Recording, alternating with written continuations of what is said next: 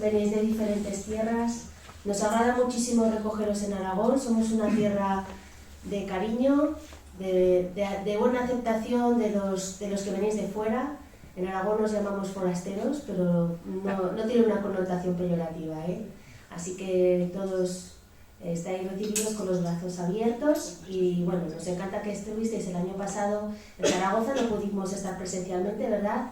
Pero estáis en este rincón maravilloso del Pirineo que tanto nos gusta, que tanto llevamos en el corazón. Yo soy de una tierra dura, muy secana, muy seca, y siempre que cruzo Monrepós, que es el puerto que nos une con la tierra, con la ribera del Ebro, el alma se llena de otra cosa, de un espíritu bonito que yo creo que ayer los que estuvisteis presentes pudisteis ver en los ponentes, en los museos maravillosos que tienen, de lo pequeñito que digo yo, del museo etnográfico, del museo del dibujo, ¿verdad? Porque de lo pequeño se llega a lo grande.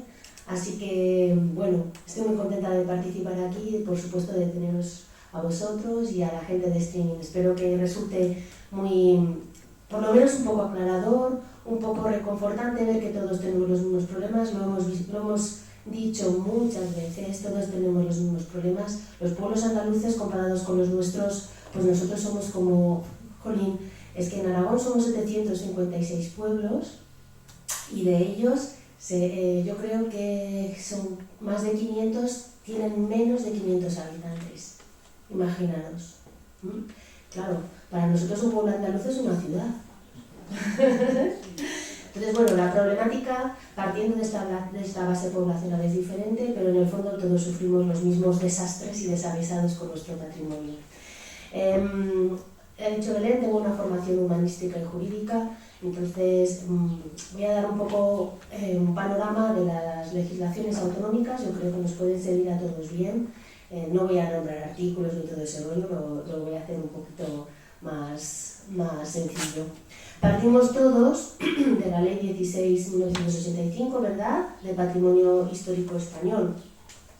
Y la verdad es que la raíz etimológica de patrimonio se encuentra en la palabra latina patrimonium, que hacía referencia a los bienes recibidos, el monium del padre, patris.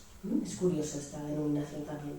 Las políticas públicas de patrimonio histórico nacieron pues a finales del siglo XIX en Europa, en general en Europa, en España un poquito más tarde, eran a finales del XIX, con el objeto de preservar, proteger, difundir, ¿verdad?, el legado cultural heredado de nuestros antepasados. Desde entonces y hasta la actualidad el derecho público, porque la gente que nos dedicamos a derechos tenemos dos ramas, el privado y el público. El nuestro, el que nos afecta, es el derecho público, ha adquirido una gran complejidad y un desarrollo conforme se ha ido ampliando también el objeto de estudio y de regulación. Así pues, de una noción que giraba en torno al patrimonio histórico-artístico, como muchas de las leyes, por ejemplo esta española, la española, compuesto fundamentalmente de bellas artes y los grandes monumentos, se ha pasado a un concepto de patrimonio cultural que pone el acento en muchas otras cosas, en muchos otros bienes culturales. Y ahora ya, la mayoría de legislaciones le llamamos patrimonio cultural. Hemos perdido la denominación de patrimonio histórico.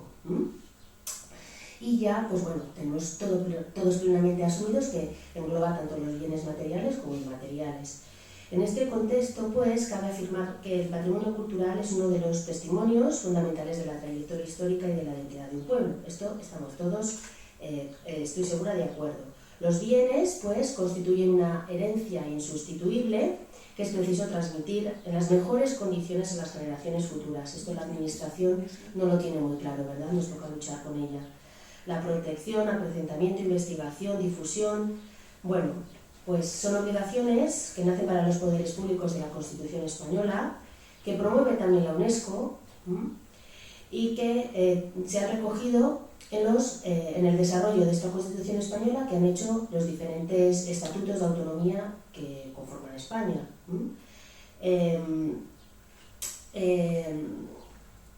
Cada comunidad autónoma lo ha regulado de una manera, partiendo todos de esta ley. Así pues, de acuerdo a esta Constitución, cada comunidad aprobó diferentes leyes de patrimonio histórico, ahora ya cultural, que permitieron una recepción y una consolidación del ordenamiento jurídico de los conceptos, figuras e instrumentos de protección, unos más modernos que otros, ahora vamos a ver. y sirva pues un poco a modo de ejemplo que la ley de patrimonio histórico español se ha quedado muy anticuada. De hecho, todos sufrimos un anteproyecto que intentaron aprobar el año pasado, ¿verdad? Al que alegamos y nos opusimos fervientemente, menos mal que no salió. Y bueno, y son algunas legislaciones autonómicas. Hoy voy a explicar vamos a hablar de una que es muy reciente, la de Madrid. Hay algún madrileño, no sé si en streaming, no estamos, tienen una ley de marzo del 23, o sea, recién aprobada. Vamos a mencionarla porque yo creo que es un poco desconocida. Madrid ya va por la tercera ley. Desastre. ¿Tú crees que es un desastre la actual? No la conozco muy bien todavía, pero generalmente cuando se cambia solía peor y no mejor. Bueno, a ver, yo os voy a comentar lo que he visto que me ha parecido positivo, ¿vale? Voy a intentar trabajar en positivo porque si no... Bueno, vamos a ver un poco las leyes autonómicas a partir de la del 86, ¿verdad? Las que están en negrita oscura son las que todavía siguen vigentes y las que están en clarito las que han sido sustituidas por otras, ¿no? Tenemos una tanda de los años 90, País Vasco 90, Murcia 90, llamándose Patrimonio Histórico, Castilla-La Mancha, Andalucía 91, Cataluña 93, sigue vigente, Galicia 95, Comunidad Valenciana ya era Patrimonio Cultural, igual que el catalán, en 98, Madrid 98, seguimos con una tanda de que todavía siguen vigentes, Cantabria, Islas Baleares. Patrimonio Histórico de Islas Baleares tiene un asterisco porque luego veremos que ha sufrido una reforma. Extremadura, 99, todavía vuelven a la denominación Patrimonio Histórico. Canarias 99, tiene una más actual.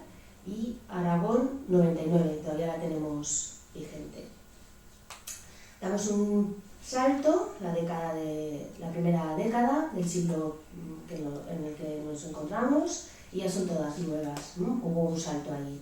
Encontramos Asturias, Castilla y León, el 2002, La Rioja, Navarra, Murcia y Andalucía, que la he puesto así separada porque marcó un hito, fue un antes y un después en algunos aspectos, la ley andaluza. Y sigue con la denominación histórico. Damos otro salto, estamos en la década de los años 10 de este siglo, ¿verdad?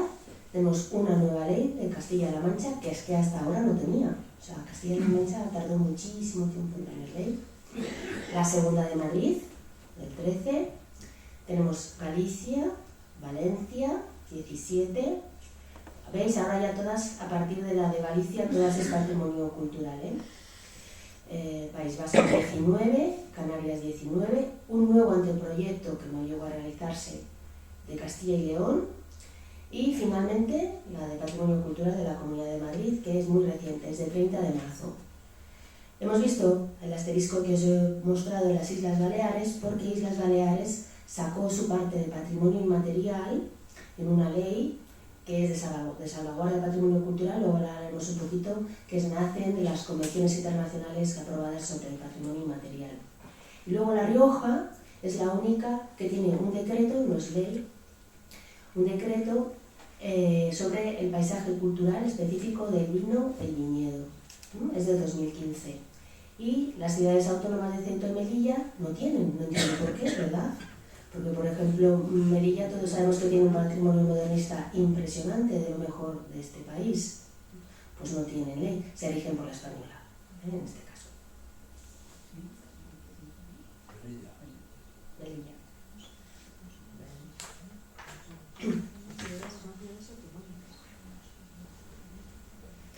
Vamos a hablar un poquito, así en general, de los niveles de protección. Los niveles de protección, estos tres, son el caso de la aragonesa, que es de nuestra ley del 99, pero que comparten la mayoría de nuestras leyes autonómicas, ¿verdad? Tenemos un nivel superior, llámasele casi todas las españolas les llamamos bien de interés cultural, y que son los bienes inmuebles, porque muchas veces está pensado para los bienes inmuebles principalmente y residualmente, muy residualmente, para los muebles y el inmaterial, más relevantes del patrimonio cultural de cada comunidad autónoma, ¿verdad? Y la declaración, todas ellas dicen lo mismo, se incluirán los muebles que se señalen, afectará a su entorno, la delimitación será exacta, pudiendo incluir inmuebles, colindantes e incluso no colindantes, esto coincide en todos, para proteger los valores propios del monumento o para su contemplación. He ido extrayendo, ¿no?, digamos, una definición conjunta. Y para los especiales, para estos monumentos, se le puede declarar conjunto de interés monumental, que es una de las figuras que suelen tener estos BIC. Son agrupaciones de inmuebles y también pues tienen un entorno de protección y con especial atención a cualquier alteración que pueda tener los valores en su conjunto. Los bienes muebles, siempre un poco residuales, aun siendo BIC, siempre son en número muchísimo menor, serán declarados normalmente singularmente o como colección. Ahora ya veremos en las nuevas leyes, tienen 3 niveles de protección. Bueno, 3 niveles no, tres figuras. Normalmente es individual, colección y conjunto. Ya veremos, las últimas recogen estas 3 figuras que nacen de la protección francesa. Ya lo vamos a ver. En Aragón tenemos una figura especial que no he encontrado en otras legislaciones. Si me equivoco, por favor, porque aquí estáis muchos, me podéis apuntar. En Aragón tenemos como BIC últimamente el lugar de memoria democrática, ¿vale?, que es el espacio o construcción cuyo significado histórico sea relevante en términos de participación, defensa y a favor de la democracia, y que parten todas, es la ley 14/2018 de Memoria Democrática de Aragón, y que parte también de la ley de Memoria Democrática de España, que es del 15. Nosotros ya la hemos desarrollado y tenemos declarados, me parece que di una charla hace unos meses, tenemos declarados 10 bienes de memoria democrática, y va desde fosas hasta las tapias del cementerio de Torrero, donde fueron fusilados. Tenemos en Robres, que son las trincheras de Orwell, que es una zona también muy bonita, o las trincheras de Teruel, por ejemplo. Tenemos 10 bienes BIC. Un caso especial de estos BIC son los que llamamos por Ministerio de Ley, ¿verdad?, que están regulados en la Ley 16/85, y que en Aragón también recogemos en unas disposiciones adicionales. Las disposiciones adicionales siempre están al final, que parece que nadie se las lee, ¿verdad?, parece que no importa, igual que el preámbulo. Yo siempre digo, ¿verdad?, los juristas, Pilar, el preámbulo siempre hay que leerlo. Lo primero porque hace que se entienda el espíritu de la ley, es muy claro, y luego porque hace una distribución por capítulos, y las disposiciones adicionales siempre hay que leerlas. Bueno, no parece ser lo menos importante, pero en el fondo, y es así, porque como nadie se las lee, ¿verdad? Pero bueno, en nuestra ley aragonesa se regulan las leyes por el Ministerio de la Ley, y son, como todos sabemos, castillos, escudos, emblemas, cruces de término, cuevas, abrigos y lugares que contengan manifestaciones de arte rupestre.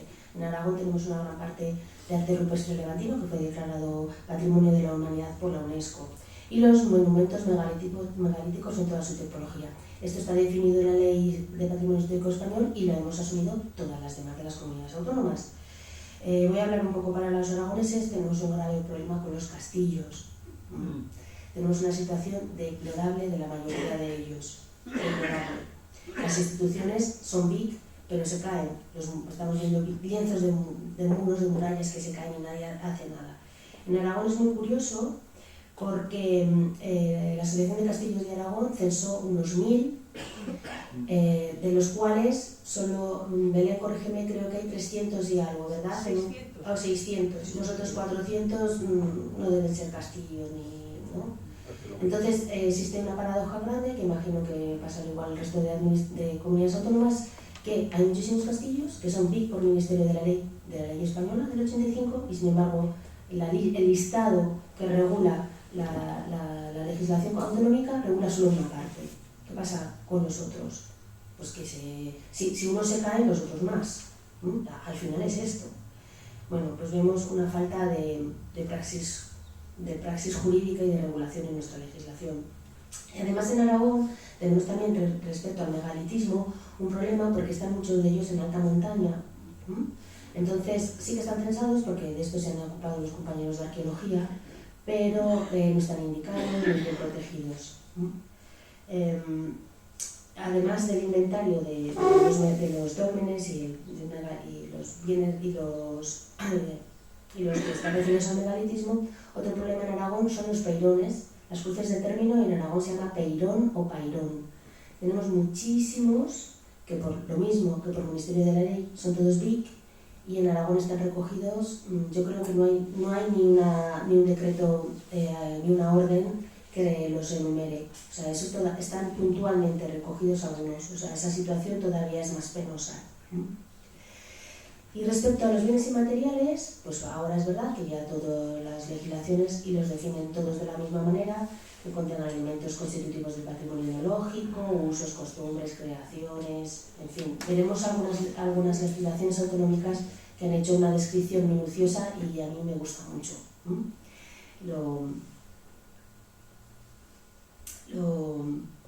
Los mencionaremos ahora, ¿vale? Tenemos escena a nivel superior, que en todas las comunidades autónomas llamamos BIC, un nivel medio, que en Aragón se llama bienes catalogados, que se hace siempre por descarte, aquellos que no tienen las condiciones para ser BIC. Me parece ya de por sí tratarlos con desprecio, ¿no?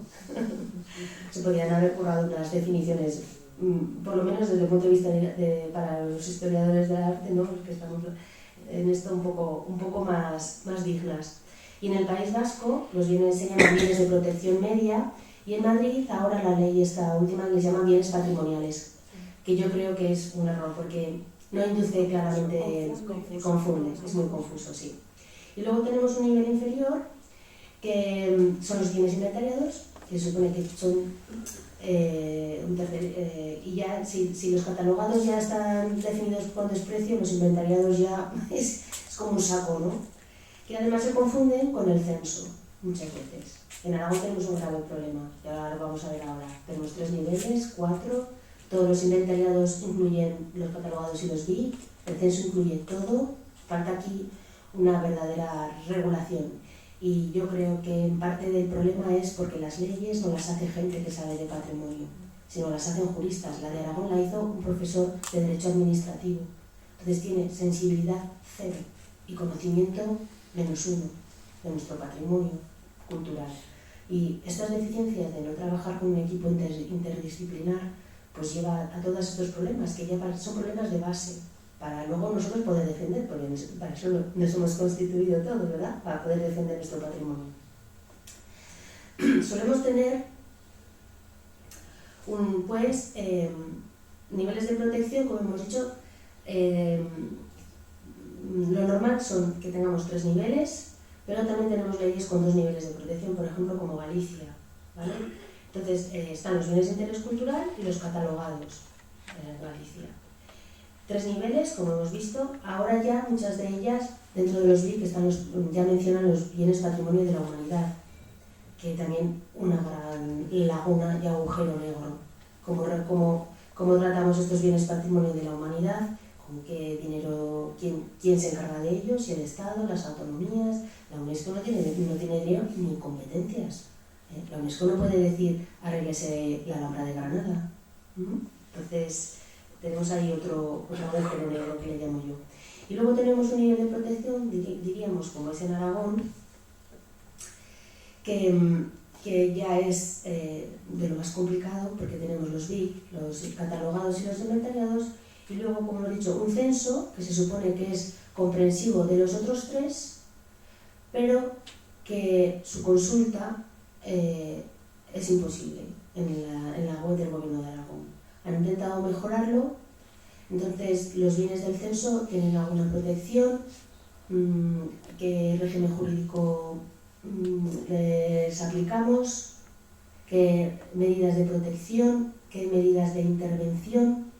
Bueno, pues es un caos total. Escribí hace poco, el año pasado, ya que pasa tiempo rápido, un articulito sobre el problema de los bienes censados que tenemos en Aragón. El sistema inglés, vamos a mirar un poco los modelos europeos. El sistema inglés tiene, he venido en el coche mirándome los apuntes y se me han desordenado las páginas, ya perdonaréis. El sistema inglés también tiene 3 niveles. Se llama Grade 1, el grado 1, que son edificios de interés excepcional, Outstanding Merit se llama. Y en Inglaterra solo son el 2,5% de los bienes. Tienen un grado 2, con asterisco, digamos, ellos lo llaman así, que se llama edificios de arquitectura especial, ¿vale? Unos son de interés excepcional, otros de arquitectura especial, y se llama Special Merits. y estos son el 5,5% de los bienes. Y luego tienen un nivel inferior que son edificios con algún interés, le llaman some merits, y son el 92%. O sea, en Inglaterra se cumple esta pirámide. Es una de las cosas, de los temas en los que yo me gustaría que reflexionásemos y que a veces tengo algunas discusiones con Belén, ¿verdad? Porque cuando solicitamos la protección de algún bien en Aragón, Belén está por instar el BIC y yo soy mucho más de estar bien catalogado, porque yo creo realmente que los BIC deberían ser para los bienes que tienen, como dicen los ingleses, ¿no? Special merits, para que son realmente especiales. Tenemos un catálogo amplio de bienes que merecen un reconocimiento, y luego los inventariados que tienen alguna parte importante, pero que han perdido una gran esencia de lo que han sido, ¿vale? Entonces, esa es la visión que tengo. Mi visión es más la inglesa. Bueno, más la inglesa. Mi visión es más el nivel medio más ancho, y arriba la puntita, y abajo un poco más estrecha, los inventariados. Pero bueno, esto ya es criterio muy personal. En el sistema francés, por ejemplo, ya sabéis que el Estado francés es súper centralizado. Se aplica a monumentos históricos desde siempre. He de decir que todos ellos en los ingleses se denominan listed buildings, o sea, edificios listados, edificios en una lista, ¿verdad? Y regulan pormenorizadamente sus intervenciones.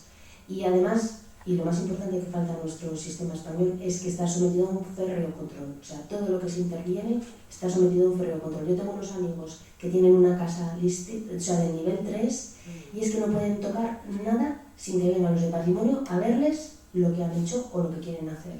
Y eso es una de las cosas que me da mucha envidia de los ingleses.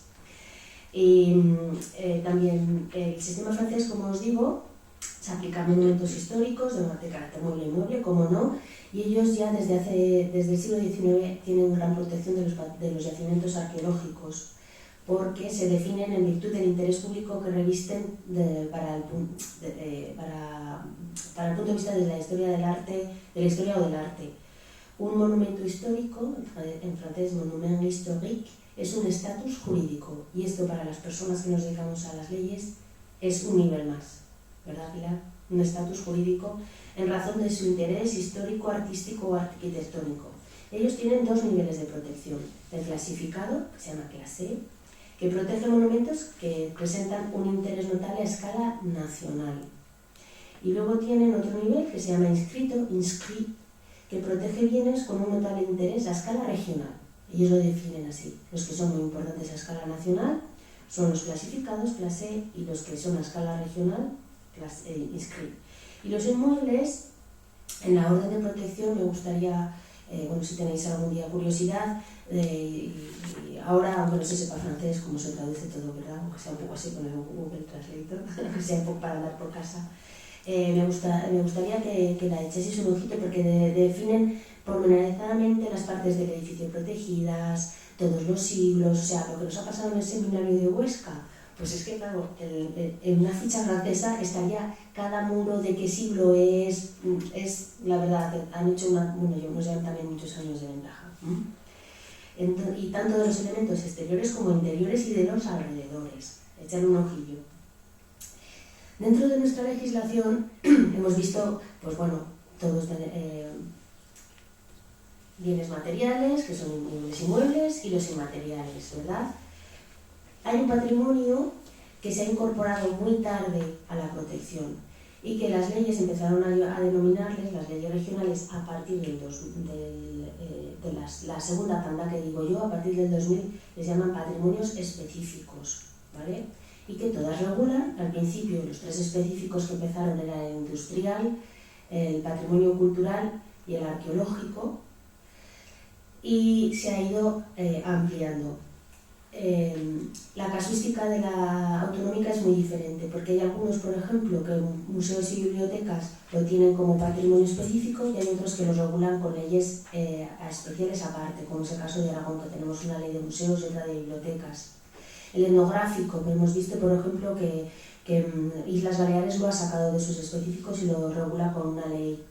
Y se van incorporando nuevas acepciones, pues aceptando, como no, los criterios internacionales, como es el paisaje cultural, las vías e itinerarios culturales, que son muy importantes para el Camino de Santiago. Por ejemplo, en Galicia tienen un potentísimo título para el Camino de Santiago. Vamos a verlos un poco pormenorizadamente. Como hemos dicho, las leyes autonómicas han tendido a recoger, en primer lugar, el arqueológico, el industrial y el etnológico. Eran los tres de los que partimos, y a partir de las aprobadas en el 2013 incluimos el paisaje cultural y las guías e itinerarios culturales. El paisaje cultural, que tanto hemos luchado algunas personas, por ejemplo los andaluces, luego lo comentamos, lo incorporaron muy pronto en su ley en el 2007, y ahora a partir de ahí hemos vivido un poco el resto de comunidades autónomas. Nace de la aprobación del Convenio Europeo del Paisaje, que se aprobó en el 2000, y de la ratificación de España, que hicimos en el 2008. La legislación internacional, pese a ser mucho más avanzada que la nacional, es verdad, tiene un pequeño hándicap, y es que no tienen fuerza de obligatoriedad en los países. O sea, digamos que es... y además, una vez que un país las ratifica, se supone que las asume y hace unos compromisos de incorporar todos esos preceptos, esas novedades que lleva la legislación internacional, que van a permear toda la legislación estatal o autonómica, y muchas veces no es así.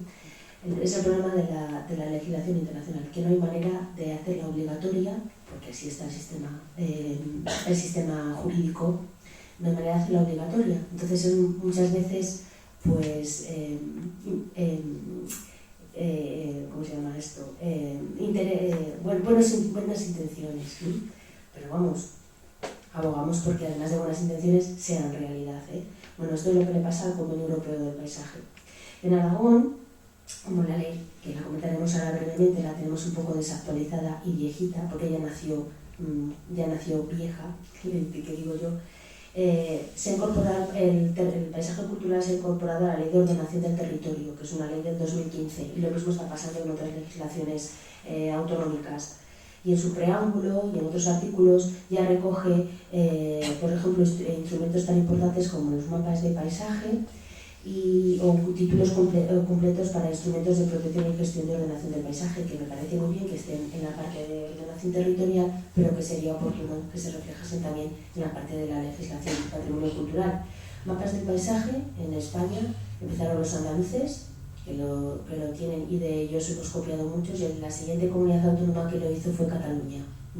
Y los demás, pues yo creo que estamos un poco en trabajo, pero no llegan a lanzarse como tal. No sé si habéis visto algunos, bueno, los andaluces sí, os compelo a que miréis los mapas de paisajes porque son muy interesantes, ¿eh? El caso andaluz es el que yo más he estudiado. Respecto al patrimonio etnográfico, siempre ha sido la hermana pobre, la que siempre estaba ahí en el material, pues sí, tiene que estar, ¿verdad?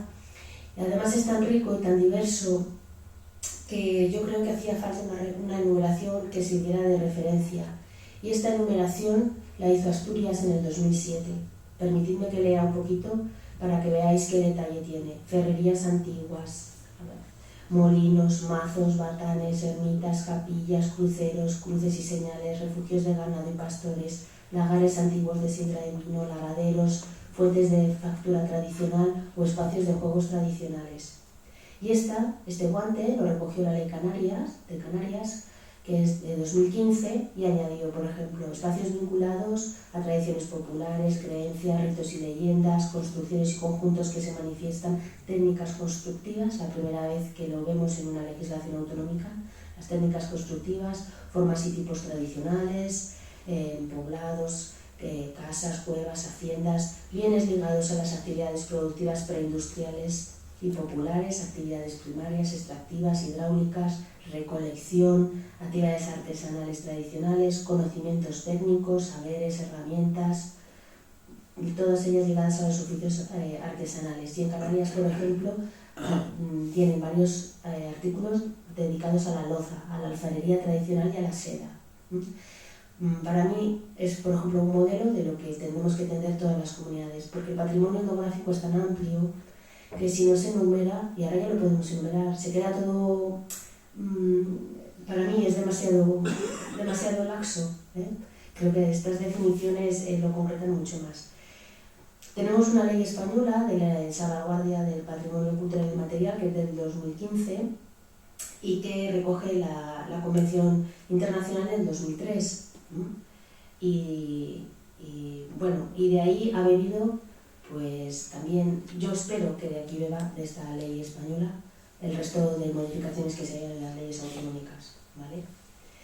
Vamos a centrarnos un poquito en el patrimonio industrial tan maltratado en nuestra tierra. Nosotros sufrimos hace poco, el año pasado, la destrucción de la central térmica de Andorra. Instamos la protección, la DGA no lo consideró, como la mayoría de las veces los intereses económicos y las presiones gubernamentales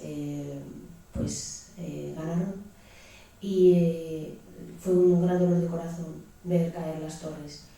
Se hizo hasta en viral en medios como el Heraldo de Aragón, que era como un espectáculo, ¿no? Asistimos a la destrucción de la central térmica de sus torres como un espectáculo público, y para mucha gente fue muy doloroso.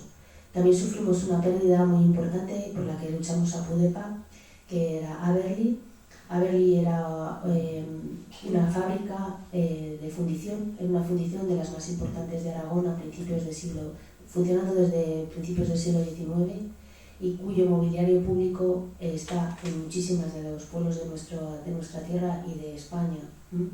Bueno, pues también no hubo ninguna sensibilidad y desapareció, a pesar de nuestra lucha. O por ejemplo, otro desastre que hemos sufrido también, la estación de Canfranc, ligada al patrimonio del trenes, ¿no? También la estación de Canfranc, a pesar de haber ganado, fue una de nuestras pequeñas en número victorias. Luego han llegado y no han respetado lo que decía la sentencia, ¿eh?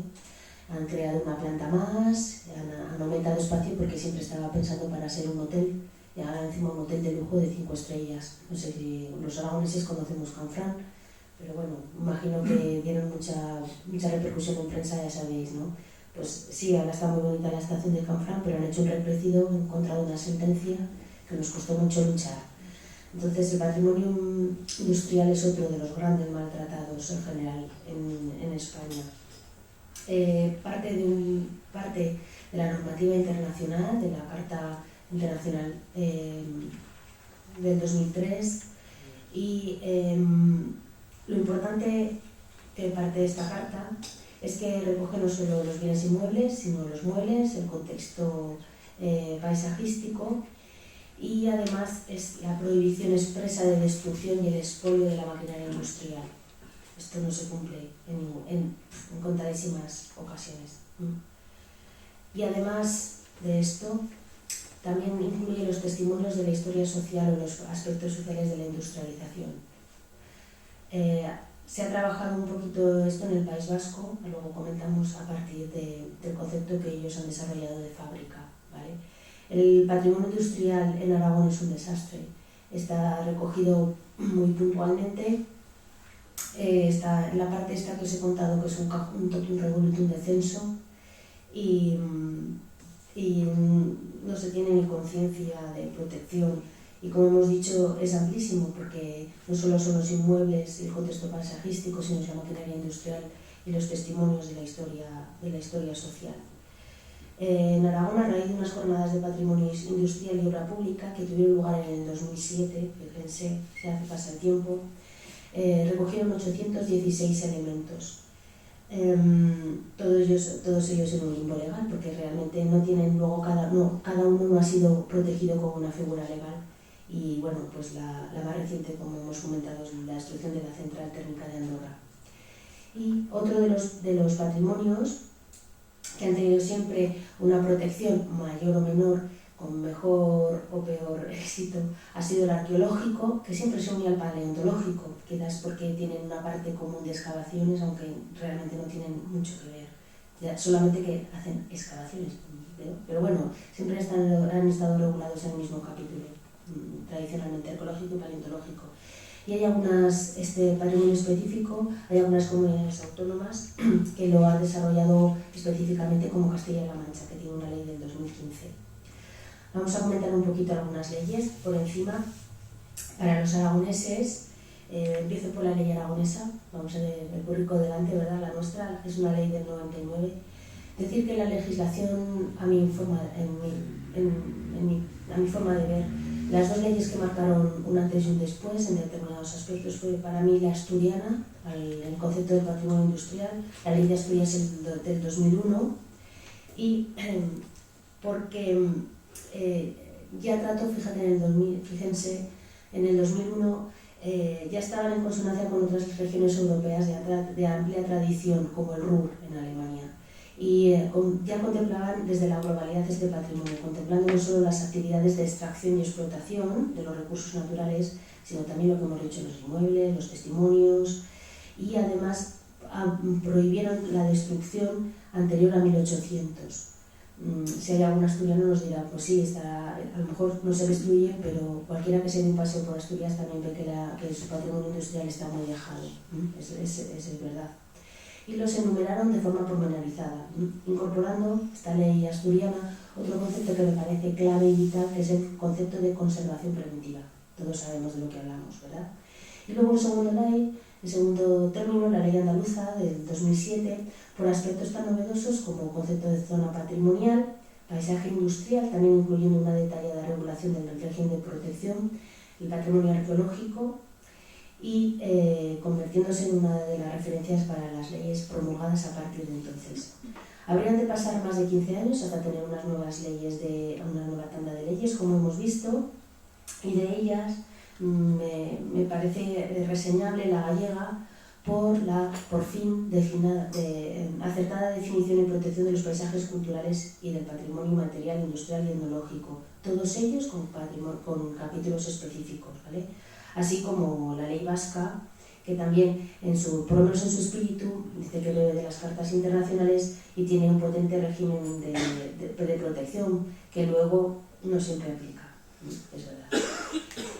En Aragón,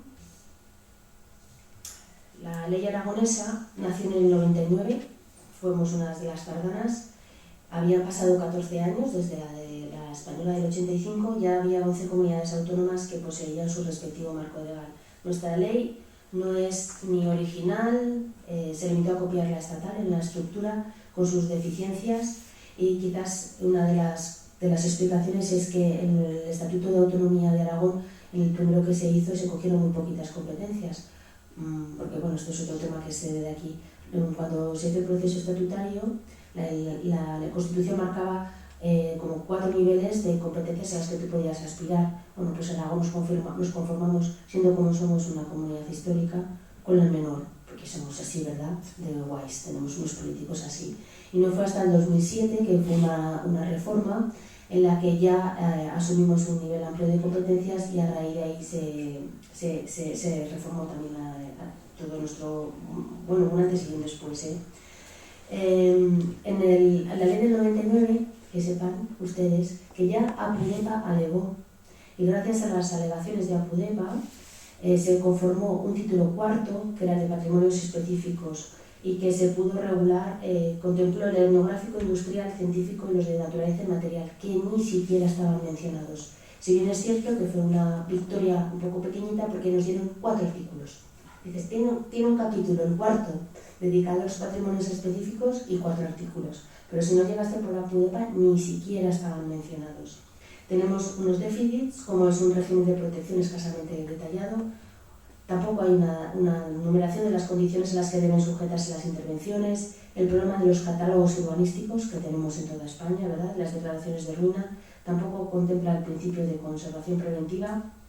Un gran problema en las composiciones de las comisiones provinciales de patrimonio, que están nombradas por miembros de la administración en su mayoría y por técnicos en su minoría, con lo cual se hace lo que la administración quiere, en en Aragón es así, ¿eh? Y el problema ha sido también la aplicación a las entidades locales y que no siempre hemos tenido direcciones generales de patrimonio y cuando las hemos tenido han sido muy poco amorosas con nuestro patrimonio, al revés. Hemos tenido una empresa de construcciones dentro de las direcciones generales de patrimonio. La ley de Asturias, que os he mencionado, me gusta mucho, os animo a que le echéis un ojito, cómo contemplan su patrimonio industrial. Os he dicho que está en consonancia con las regiones europeas, más avanzadas como la alemana desde el Ruhr.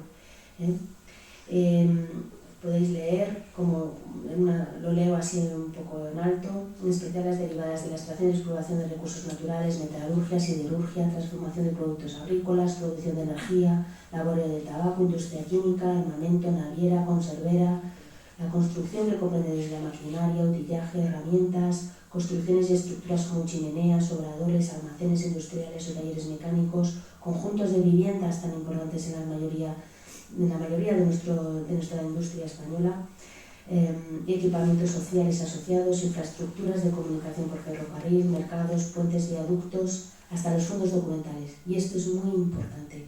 La Central Térmica de Andorra, por lo menos creemos que el fondo documental lo ha conservado, lo ha quedado Endesa, esperamos que no lo destruya, pero de Aberli no tenemos constancia de que se haya conservado completamente, ¿verdad, Belén? Sí que está sí que está conservado. Sí. Lo tiene la familia. La tiene la familia y yo he visto los armarios donde se han trasladado de los antiguos a los modernos. Bueno, hace falta, como siempre, un estudio de los fondos, ¿verdad? Pero es verdad que es una situación muy inestable porque, digamos, la propietaria, eran 3 propietarios, tía y sobrinos. Entonces, la que sentía Aberli era la tía mayor y está ahora dependiendo de su sobrino que no... Que es un constructor. Es ingeniero, pero en realidad... En fin, entonces es una situación inestable que no sabemos lo que está ocurriendo con la parte protegida de Aberli, porque sí que hay una parte, 1/3 con bienes muebles, pero es un oscurantismo el que hay ahora que de verdad... que no sabemos, no se sabe. No se sabe. Entonces es un drama porque hemos trabajado mucho en ello y nos ha servido para los gustos. Para mucho. Que casi se nos lleva la asociación por delante, pero bueno. Os insto también, por favor, a que miréis la definición de protección preventiva de bienes en la Ley de Patrimonio Cultural de Asturias, ¿vale? Porque me parece muy acertada. Leo así rápidamente, abuelo. Edificaciones y muebles construidos con anterioridad al año 1800, incluyendo puentes, obras singulares de infraestructura, aun cuando se encuentran en estado de ruina. Las muestras más destacadas de la industria de la arquitectura, ingeniería moderna y contemporánea, iglesias parroquiales, casas rectorales, ermitas, capillas de ánimas, con todas ellas erigidas con anterioridad a 1900, edificios de mercados, plazas de toros, salas de espectáculos con anterioridad a 1960, espacios en las que se presuma la existencia de restos arqueológicos significativos, testimonios más reseñables de la historia industrial, hórreos, paneras, cabazos, todos ellos de construcción anterior a 1850 están protegidos. Construcciones tradicionales con cubierta vegetal, abrigos de pastores, ganados con cubierta de piedra, molinos, ingenios hidráulicos, escudos, emblemas, aquí viene la parte que hemos dicho de bienes por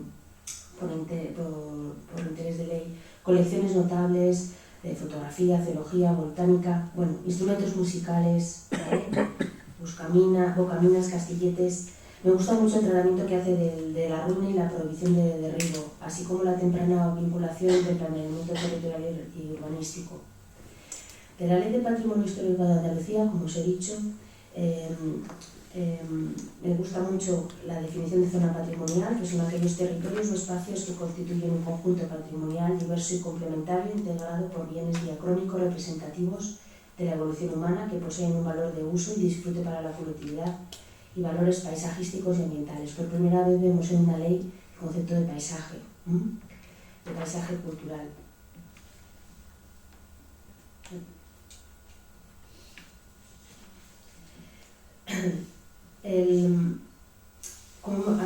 Ya os he comentado que Andalucía tiene unos mapas de paisaje. Existe un anteproyecto de reforma de ley que modificaría esta ley, que no llegó a ver la luz del 2018 y que sí que me pareció, lo leí, creo que está suspendido, ¿verdad? Este 2018 tenía los servicios jurídicos lo paralizaron, pero me pareció desastroso porque eran unos servicios jurídicos que no eran nada pro patrimonio, eran todo pro economía. Y gracias, creo que gracias a que esa ley está parada. La ley de patrimonio histórico andaluz, además de tener este enfoque territorial, que os he dicho que se refleja en los mapas de paisaje, tiene la zona de desarrollo patrimonial y además intenta un poco una primera relación con la coordinación con la legislación urbanística tras la ley de aprobación de la ley de ordenación urbanística de Andalucía, y que dice que los bienes del inventario deben trasladarse al catálogo urbanístico, que no es poco, porque no ha sido hasta muy recientemente cuando las legislaciones han dicho que los bienes del inventario, digamos el nivel más inferior, deben tener también los bienes del catálogo urbanístico. Hay un gran problema, que yo creo en España, porque claro, las ciudades, los municipios, las entidades locales pueden proteger bienes con la legislación local, que no están integrados en los catálogos autonómicos, con lo cual no sabemos realmente cuando está todo separado, y luego las figuras de protección tampoco son las mismas, con lo cual otra vez tenemos un agujero negro que favorece que no se proteja nada. Sobre todo, a ver si tengo tiempo y termino un artículo que estoy preparando sobre esto, ¿no? Sobre por qué los catálogos urbanísticos no están reflejados en los censos o en los inventarios de cada autonomía. Otro de los conceptos que recogió esta ley andaluza es el de parques culturales. Aquí en Aragón tenemos un amplio conocimiento, una amplia noción de lo que son parques culturales. Tenemos una ley específica para ellas, una figura que nació en Italia, recogiendo también un poco la tradición que venía de Francia. Y nosotros, por ejemplo, tenemos una ley del 97 que incluso es anterior a nuestra ley de patrimonio. Actualmente tenemos 7 parques culturales. Os los voy a mencionar para que veáis la diversidad. 5 de ellos nacieron a raíz de declarar el arte rupestre levantino Patrimonio de la Humanidad, que es Albarracín, Río Martín, Río Vélez, Río Velo. Tenemos San Juan de la Peña como parque cultural, que está vinculado al Camino de Santiago, el Maestrazgo, que además está superpuesto con una figura que se llama Geoparque. Y últimamente todos estos son del 95, 96, 97, 98, anteriores a nuestra ley de patrimonio. Pero tenemos 2 nuevos, también que a mí me sorprende mucho, que es el chopo cabecero del Alto Alfambra. El chopo cabecero era una figura de explotación de estos chopos que se cortaban y se usaba la madera para todo, porque no tenían, es un árbol que crece en la ribera y se hacen grandísimos, no sé si alguno los conocéis, imagino que sí. Bueno, pues tenemos un parque cultural y luego tenemos otro que se llama el de Valdebenasque, es la zona de la Ribagorza, es la zona más oriental de Aragón, que ya linda con Cataluña, y aquí se creó para preservar el paisaje cultural, la lengua y la arquitectura popular. Nuestros paisajes culturales son unas figuras que se superponen con las comarcas, con competencias poco claras, varias comarcas y ayuntamientos con gran potencia que se llevan todo y el resto de pueblos pequeños a lo mejor no pintan nada.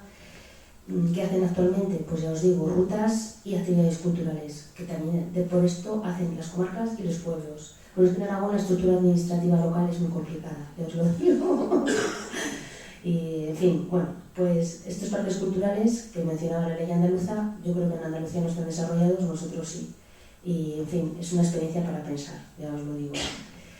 La siguiente ley que me gustaría tratar, a un salto a las de la década del 10, es la gallega. La gallega, como hemos visto antes, que tiene 2 niveles de protección, interés cultural y catalogados. Y el censo, que es una categoría en la que se incluyen hasta que se declaran de una u otra. O sea, el censo es una categoría como preventiva, digamos. Además, incluye también paisaje cultural. La gallega les llama paisajes culturales y define la protección del paisaje y su relación con el planeamiento urbanístico. Esto da un poco risa, yo no sé si alguno de vosotros habéis, bueno, muchos hemos visitado Galicia. El paisaje es precioso, ¿verdad? Pero luego te metes a los pueblos y yo no he visto pueblos más feos. Mira que mi pueblo es feo, ¿eh? Pero hay un desorden urbanístico en Galicia que desde lejos, claro, es maravilloso. Tú ves las bahías, las rías, desde lejos es maravilloso. Te metes a los pueblos y es un desorden urbanístico total. O sea que esperemos que la ley del 15 la aplique a alguien con cabeza. Desde luego el gobierno autonómico que hay desde entonces no la ha aplicado. Pero bueno, está el marco, está el marco que no es poco. Desaparece en Galicia un término de paisaje que se llama paisaje pintoresco. Esta es una denominación que nació pues un poco también por desconocimiento. El paisaje pintoresco, ya sabéis que los románticos en el siglo XIX lo denominaron así, lo recoge la Ley de Patrimonio Histórico Español, un poco ya obsoleto. Galicia por fin se deshace de ella. Y el inventario que incorpora el catálogo tiene un potente capítulo para las guías culturales y el Camino de Santiago. Y si tenéis un ojillo, tiempo para echarle, me gusta mucho cómo regula el patrimonio etnológico y el industrial. País Vasco del 2019 lo vincula mucho, como no, pues con un concepto de nacionalidad, de Euskal Herria, de colectividad nacional. Es una ley del 19, hay que verlo así, no voy a decir, hay que verlo así. Ellos distinguen 3 niveles de protección, no le van a llamar como la española, ni como ninguna otra aragonés, ni como ninguna otra autonómica. Le han puesto una denominación particular para ellos, se llaman de protección especial, esto lo han comprado los ingleses, protección media y protección básica, así le llaman los vascos. Y tienen 19 categorías de protección, que son las más extensas dentro de Vic. Y estas 19 categorías se aplican tanto para las de Vic, como para la media, como para la inferior, que es una de las cosas que yo creo que es necesario, porque tenemos una categorización muy importante, pero las de protección media e inferior no tienen ninguna definición, no son sitios, no son lugares, no son nada, es todo una bolsa. La vasca sí, hace las categorías para todas igual. Y además, su régimen industrial no me parece el más acertado, pero sí el concepto que recogen de fábrica, porque para ellos es muy importante. Entonces, como lugar de trabajo que constituyó no solo la fuente de los ingresos de las familias, sino el espacio de reivindicación de dignidad, socialización y asociación, y de construcción de un futuro mejor para las siguientes generaciones. Esto es lo que ellos dicen. Me gusta mucho de la vasca el régimen de intervención sobre los bienes, así como la figura cautelar de presunción arqueológica. De Canarias tiene 2 niveles de protección, Vic y catalogados, y dentro de ellos hacen como la francesa, el insular y el municipal, ¿vale? Contempla el paisaje industrial, el sitio industrial, como clasificación de las Vic, y de patrimonios específicos son un poquito más flojos, a mi forma de ver, salvo el inmaterial, que lo hemos visto, que lo he mencionado. También me gusta mucho la definición que tiene de museos, colecciones, distingue muy bien entre museos públicos, concertados, privados, museos arqueológicos, colecciones. Por ejemplo, en Aragón toda esta parte la tenemos regulada en una ley específica. Y luego tiene un régimen específico de intervención para los bienes insulares y para los municipales. Y finalmente nos vamos a la ley de Madrid, ya casi acabamos. Va por la tercera ley. La segunda no es que fuera mala, sino que se había hecho como propias competencias en el expolio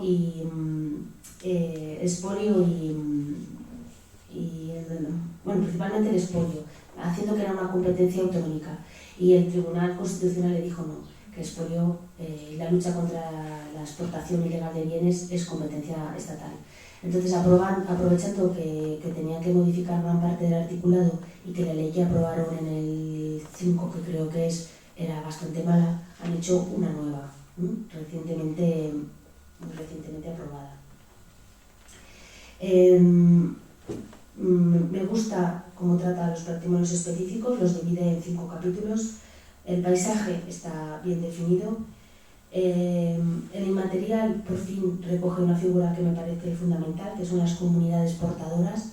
Llamémoslo como le llamemos. No se había puesto en relevancia en una ley llamarles así, porque los testimonios orales son muy importantes en el patrimonio material. Pues la ley madrileña lo recoge como tal.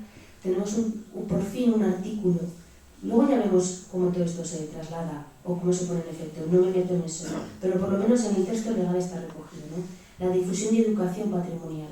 Tiene acciones de difusión y educación en las otras leyes está solo mencionada como una palabra, aquí por lo menos tiene unos artículos que la desarrollan, que habla de la educación patrimonial en el sistema educativo.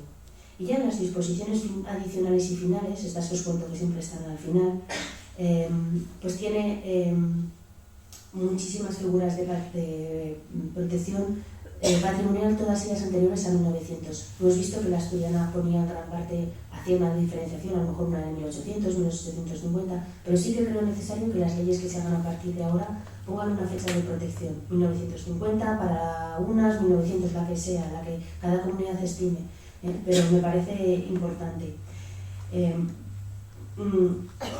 La disposición adicional cuarta, por primera vez también, regula la protección de las vías pecuarias. Las vías pecuarias son bienes de interés cultural desde el 98. Bueno, es una ley de marzo del 23. Vamos a darles un recorrido. Pero tenemos una ley organismo de vías pecuarias. Micro. Cuéntanos. Cuéntanos. Perdón. No, que ya casi termino. Cuéntanos ahora a raíz de las pecuarias. Bueno, las vías pecuarias, para empezar, vamos a decir, la competencia es de la comunidad, pero es una figura nacional porque atraviesan comunidades. Y ya el simple hecho de que cada comunidad las tenga que cuidar es un jaleo, porque va en contra del espíritu de lo que es una vía pecuaria, sobre todo las que tienen recorridos nacionales, es decir, que pasan varias. Y bueno, los rebaños tienen unos problemas tremendos burocráticos, porque cada vez que pasa por la comunidad les exigen un papel de vacunación, todo eso complica mucho. Entonces hay cosas que igual no tendrían que estar reguladas por comunidades, sino ajustarlo de alguna manera. Y luego, probablemente sea una ley estupenda. No estoy diciendo eso, pero estoy diciendo los puntos a favor. Claro, pero luego hace falta la práctica. O sea, ya hay un servicio que se ocupa exclusivamente de las vías pecuarias, ¿no? Como si no estuviera, o mejor que no estuviera, ¿sabes? Entonces, quiere decir que una cosa es la ley, luego cuando... Eso es lo que hemos visto muchas veces, pero yo a lo que voy es, intento buscar los pasos a favor, los pasos que damos hacia adelante, porque es que el resto ni siquiera las menciona. Yo espero que eso por lo menos a las asociaciones también nos pueda dar pie de que figura aquí la ley, ¿no? Tenéis un sitio también donde agarraros, por eso. Leyes de vías pecuarias también tenemos en otras regiones, como es en Aragón, en Castilla-La Mancha, Valencia, Extremadura, Andalucía, Navarra y Castilla y León, por eso, porque compartimos esta parte de la transhumancia. Y bueno, aquí en el Pirineo, por ejemplo, lo sufre muchísimo, aquí hay mucha cabaña que pasta en Francia y los pobres ganaderos aragoneses tienen graves problemas porque la sanidad francesa es más laxa que la española, o sea que, en fin. Voy a ir rapidito, define las categorías de bienes inmuebles, bastante bien. Un artículo 15 que me ha gustado muchísimo, por fin a alguien se le ocurre ponerlo. Luego es lo que decimos siempre, ya veremos cómo se regula o cómo esto. Se llama Prohibición de publicidad en monumentos y jardines históricos. Queda prohibida la colocación de publicidad y de cualquier clase de cables, antenas y conducciones aparentes en jardines históricos y en fachadas y cubiertas. Perdona, por ¿qué ley fin, es esta de dónde? la madrileña, 30 de noviembre del 23. Está reciente. De marzo, ay, de noviembre del 23. Dios mío. De marzo. Por fin. Me parece, vale, son pasos a dar. Los muebles también me parece una oportuna categorización. Hacer mueble individual, bienes muebles y colecciones. En las categorías de materiales no hay nada nuevo, ¿vale? Y ya finalmente, para terminar, ¿voy bien de tiempo? Sí, me quedan 10 minutos. Me gustaría hacer un poco consideraciones finales. Estoy de acuerdo que todos estamos de acuerdo y que las sufrimos todos, ¿no? Me parece indispensable la real incorporación de los convenios europeos, pero el espíritu de verdad de los convenios europeos. Y uno de ellos, para mí, uno de los importantes es el principio de conservación integrada y preventiva. Es un principio que debería inspirar todo texto articulado, ya no solo en la práctica, que no me meto en eso, por supuesto. El modelo regulado por Asturias me parece digno de emulación, al proteger edificaciones y en general los inmuebles construidos con anterioridad a 1800, Madrid lo ha hecho con 1900, esta última ley. Debe regir inexorablemente la aprobación de los catálogos urbanísticos. Tenemos un grave problema con los catálogos urbanísticos de protección de los municipios, quedando pues acogidos al régimen de protección integral. Otro convenio europeo indispensable me parece el de Faro, todos lo sabemos también, es el valor del patrimonio cultural para la sociedad, ratificado por España en el 2018, puesto que todo nuestro patrimonio tiene una función social. Y en España, dentro de esto, la Ley de Arquitectura, que es la Ley 9/2022 del 14 de junio, que recoge la Declaración de Davos, que es una declaración del 18, y la cultura del habitar, la Baikultur. La cultura, la calidad del espacio construido, ¿vale? No sé si habéis tenido tiempo, imagino que sí, de echarle un ojillo a esta ley de calidad, de la arquitectura contemporánea en calidad. ¿Le habéis echado un ojillo? Bueno, a una arquitecta tenemos aquí, seguro que sí. Me parece imprescindible asumir este espíritu en el resto de legislación.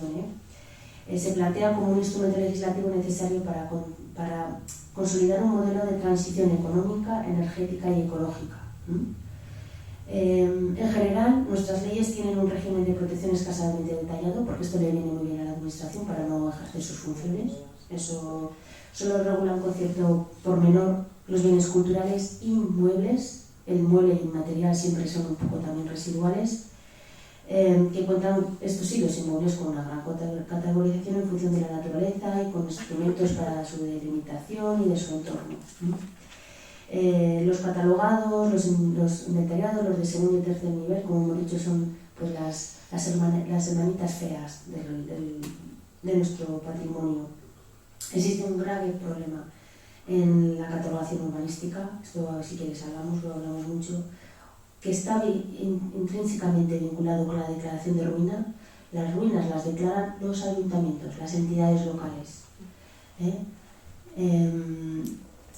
Las declaran los ayuntamientos conforme a la protección que tienen en sus catálogos municipales, que ya hemos visto, catálogos que no están para nada vinculados con las leyes de protección patrimonial de cada comunidad autónoma y que estamos al albur de alcaldes, de corporaciones, en su mayoría con muy poco amor por el patrimonio. Yo siempre pongo, por ejemplo, porque lo vi, no sé, en Aragón tenemos un caso paradigmático que es Albarracín, Sos del Rey Católico.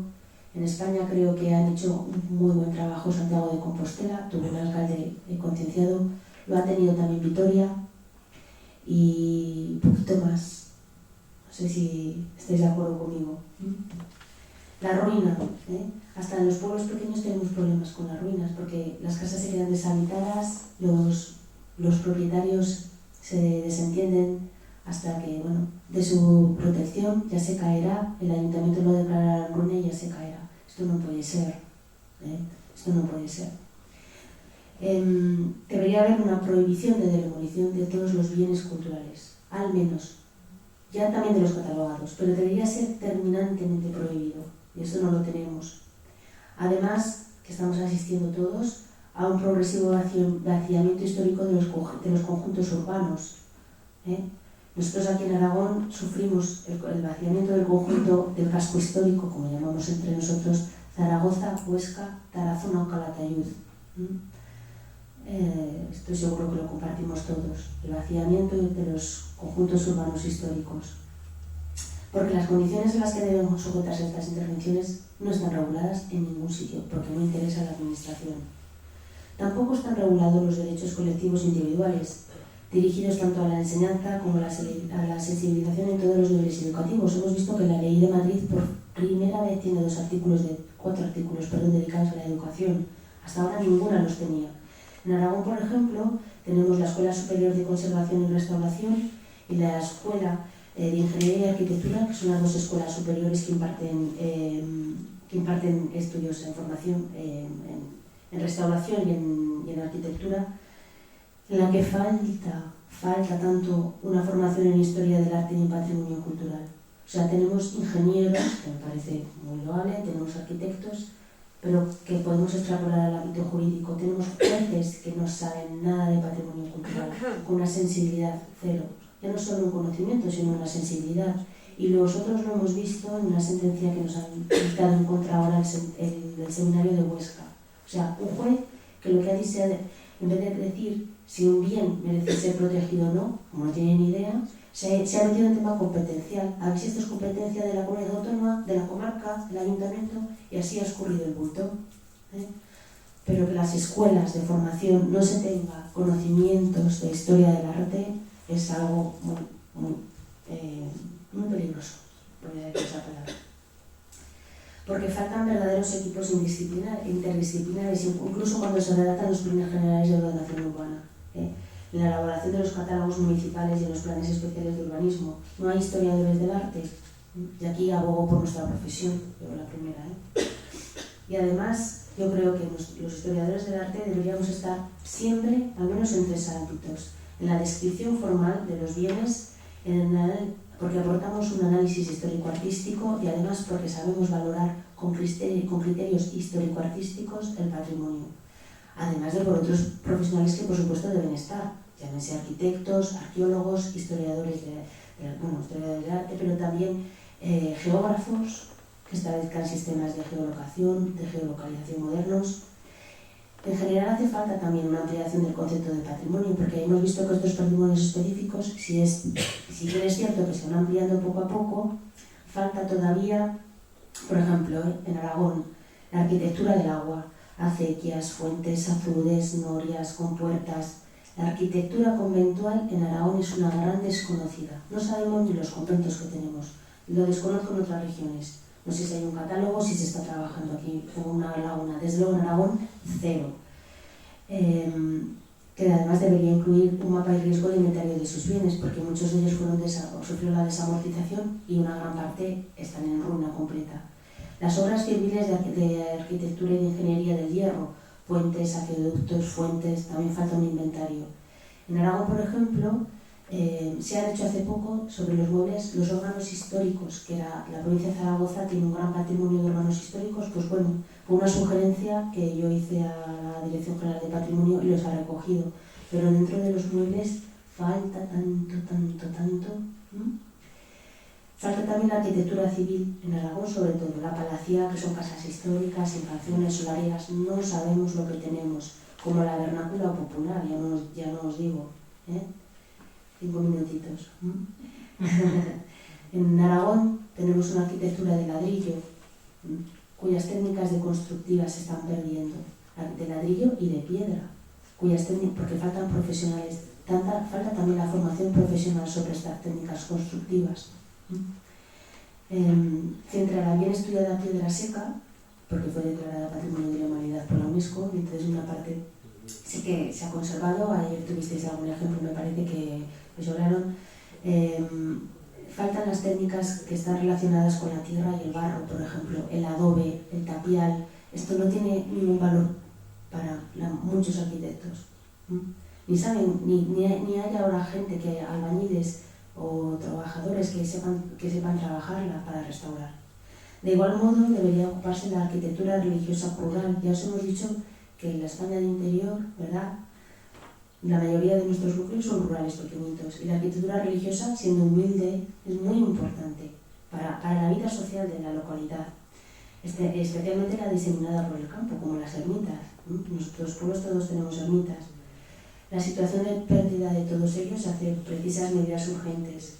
Y además otro gran movimiento incluso, que creo que no está suficientemente, fijaros, incluso siendo un movimiento histórico-artístico, el movimiento moderno en el ámbito rural está sin estudiar. Está muy estudiado en Barcelona, en Madrid, ¿verdad?, el movimiento moderno.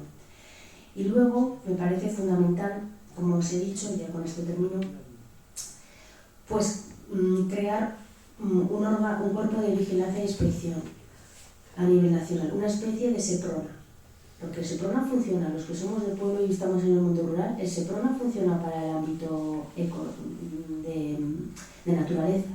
Yo creo, y esto sí que lo pongo que debería ser una estructura nacional, de crearse en la Guardia civil, no voy a decir dónde, pero que debería haber un cuerpo de vigilancia e inspección nacional, un SEPRONA, y lo mismo en cada región autónoma. Nosotros tenemos comarcas y una de las competencias que tienen las comarcas es la vigilancia e inspección del patrimonio de cada comarca, que por mucho a veces la mayor que de nuestras comarcas pues tiene 50 pueblos.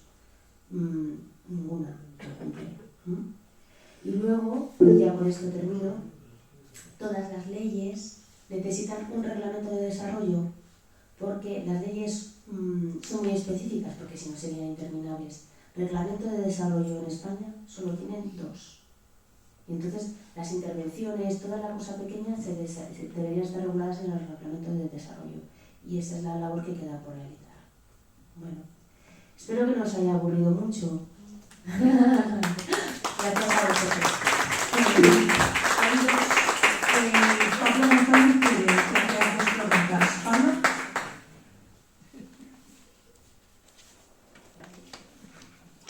Abre el micro.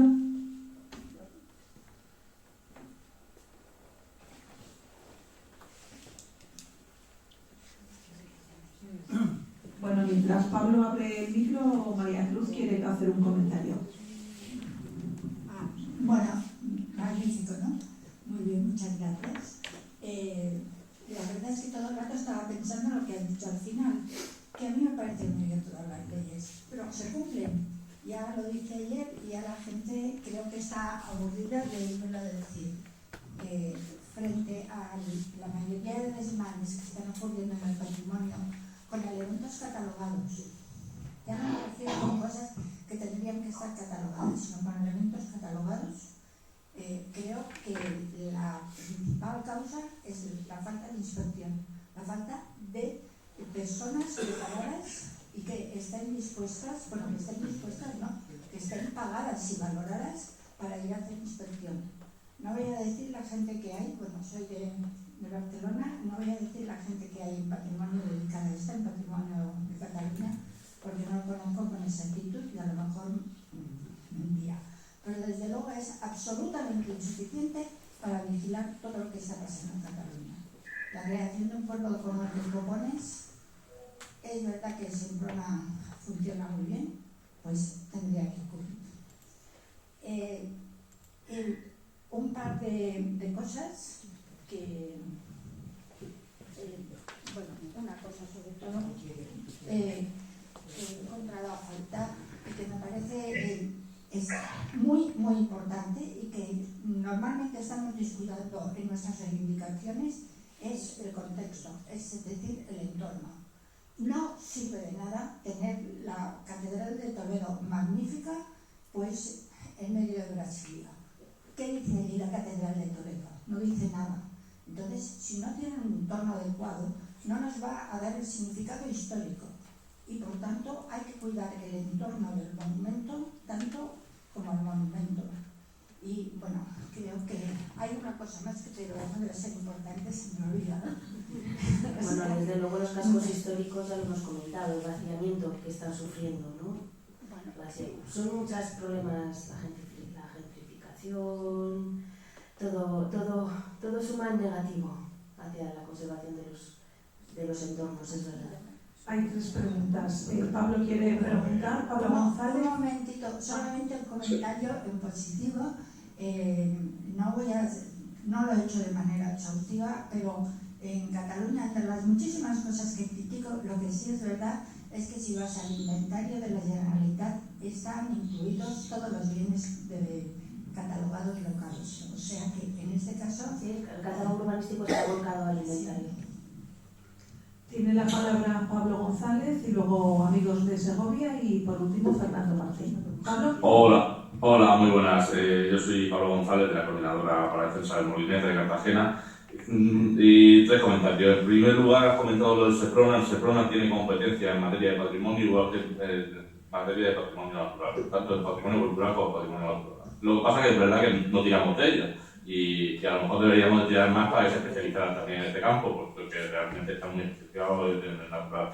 Pero nosotros sí que queríamos plantear una cosilla, y es que llevamos durante años luchando por que se declare bien de interés cultural Molinete, que el Molinete es una colina que está dentro de un conjunto histórico-artístico, ¿vale? Entendemos que al igual que hay hay bienes de interés cultural como edificios, como inmuebles, e incluso como monumentos dentro del conjunto histórico, a nosotros nos plantean por parte de la comunidad autónoma que como zona arqueológica que no se puede declarar bien de interés cultural porque ya está protegido dentro del conjunto histórico. Nosotros entendemos que no se quería ver ese punto de vista vuestro. Y por otro lado, ¿quién vigila que vigila? ¿No? Porque claro, la administración pública muchas veces incumple las cosas que manda la ley, ¿no? En este caso, por ejemplo, pues no cuida el patrimonio histórico que es de su propiedad. Y luego la comunidad autónoma tampoco hace cumplir a la administración, al ayuntamiento, que cumpla con esa legalidad, ¿no? Entonces, al final, ¿dónde tenemos, qué herramientas tenemos las asociaciones de defensa del patrimonio para poder hacer que las administraciones públicas cumplan con la legislación del patrimonio? Sin gastar un dineral, claro. Gracias. Pues lamentablemente muy poca, porque las fiscalías tampoco tienen unos conocimientos sobre patrimonio, que sería una de las partes que podrían complementar. Es verdad que el SEPRONA tiene también, pero bueno, también el SEPRONA se dedica más a la naturaleza que al patrimonio, eso ya lo sabemos. Entonces, la administración, y yo trabajo en la administración, trabajo en derecho administrativo, tiene unas prerrogativas tan grandes para defenderse que es realmente David contra Goliat. Es verdad que a veces gana David, poquitas veces, y no es consuelo, pero si no estuviésemos nosotros, si no estuviese la sociedad civil para estar ahí tocando ¿no? Metiendo el dedo en el ojo, no habría nadie, y para eso somos asociaciones culturales. Para eso estamos aquí, pues para decirle a la administración lo que hace mal. No nos haces caso porque tienes unas prerrogativas que ya te has preocupado tú de ponértelas a tu favor, desde luego, y esto ya lo hemos hablado una vez. Una de las principales es el silencio. El silencio y ya está, y te contestan. Y así pasa, pese a que todas las leyes dicen que hay obligación de contestar, tanto sí como no, pero les da igual. Y luchar contra eso es imposible. Y yo que trabajo en la administración, pues es así. Pero no nos tenemos que desanimar. O sea, las herramientas son pocas, compañero. Pero tenemos que estar ahí y nosotros, afortunadamente, como somos una asociación que ya tiene una trayectoria de longeva, hemos podido conseguir la declaración de utilidad pública que nos permite litigar con una cierta gratuidad, unos costes menores, porque todos estos que hablamos van al contencioso. Es la jurisdicción contenciosa administrativa y esa siempre se paga, ¿verdad, Pilar? Entonces, tenemos muy pocas herramientas, pero las poquitas hay que usarlas. Es lo que os digo. Belén siempre dice, vamos más a los juicios, como alguna vez nos han dado un palo gordo, pues nos quedamos chafadillos. Pero Belén, que es muy incombativa, vamos a estar juicio, hay que tener también la mente fría. Y no os estoy animando a litigar, que es complicado. Tiene la mano levantada. Pero bueno, vamos a usar las pocas que tengamos, aunque sea un poco descorazonador. Tiene la mano levantada, amigos del patrimonio de Segovia, Fernando Martín después, y desde aquí también preguntarán. ¿Segovia? Hola, buenos días. Muchas gracias, Pilar. Me parece que ha sido muy interesante lo que nos has expuesto. Recalco un poco lo que decía ahora mismo Pablo, quien vigila a los vigilantes. Y también algo que me parece que no has mencionado, aunque anunciaste lo de especial atención a Canarias, que es, que yo sepa, la única ley que recoge expresamente las asociaciones de especial dedicación a patrimonio. Sería interesante el ver cómo podemos presentar algún tipo de formulación que facilite esa incorporación. Yo, Pilar, me voy a tomar la libertad de emplazarte a que colabores especialmente con nosotros en Castilla y León y abro esa invitación a todos los demás, porque precisamente antes de ayer el equipo de gobierno ha aprobado el anteproyecto de nueva ley de patrimonio cultural de Castilla y León. Creo que bueno, en este contexto de solidaridad entre todos y de colaboración, me parece que es una fecha o un propósito que afecta un poco de alguna manera a todos, y por eso me permito la libertad de invitaros a que colaboréis en esto con nosotros. No quiero precipitar ningún juicio respecto del contenido, porque no se ha publicado. Simplemente lo que sabemos es el acuerdo tomado y un poco las características muy generales que va a llevar, pero me permitís que lea simplemente una cosa que aparece como novedosa, así ha sido calificada por el consejero de Cultura, diciendo que la nueva ley es novedosa porque incluye la concepción del patrimonio cultural, que deja de tener el carácter exclusivo del legado del pasado para pasar a considerarse como un recurso imprescindible para el futuro de la comunidad, dado su incuestionable valor educativo y social, su considerable potencial económico, así como su importante dimensión en la cooperación internacional.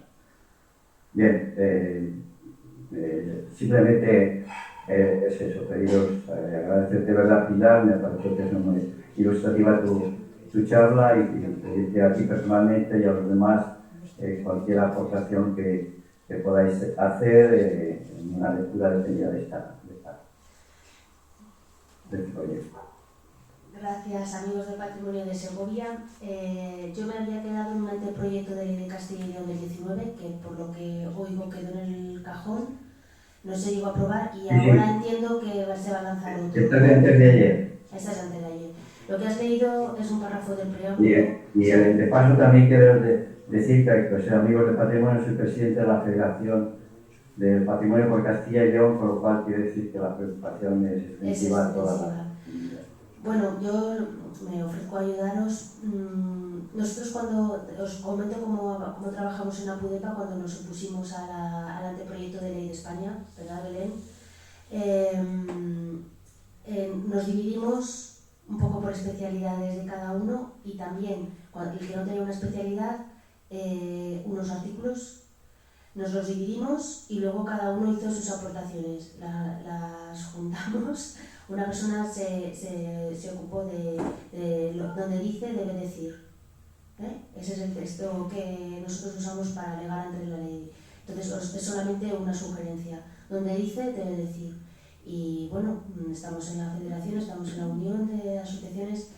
Yo creo que es algo que nos incumbe a todos, ¿no? Yo creo que es una de las tareas que tenemos todos. Cuando haya una ley nueva en una comunidad autónoma, tenemos todos que usar nuestro conocimiento para ayudar a los compañeros de la otra comunidad autónoma.